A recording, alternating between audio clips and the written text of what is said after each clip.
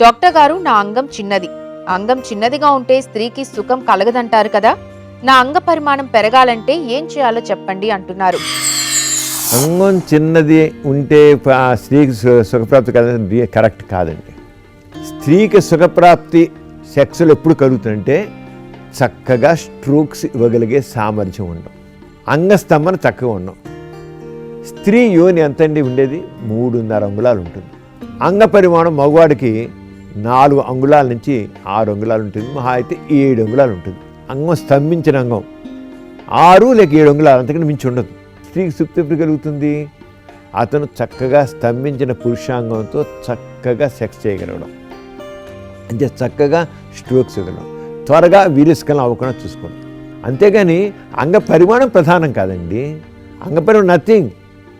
అంగ పరిమాణం పెద్ద ఎక్కువ ఉన్నా చిన్నదిగా ఉన్నా మెయిన్గా కావాల్సింటే ప్రిమెచ్యూర్ ఎజాక్యులేషన్ లేకుండా చూసుకోవాలి, అంటే శీఘ్రస్ఖలనం కాకుండా చూసుకోవాలి. చక్కగా వాడు సెక్స్ చేయగలగాలి. అంచేత అంగ పరిమాణం తక్కువగా ఉంటే స్త్రీ సంతోషించదు మాట కరెక్ట్ కాదు. ఏ స్త్రీ కూడా మా ఆయనకి అంగం చిన్నది ఉంది కానీ నాకు తృప్తి లేదు ఏ స్త్రీ అందు.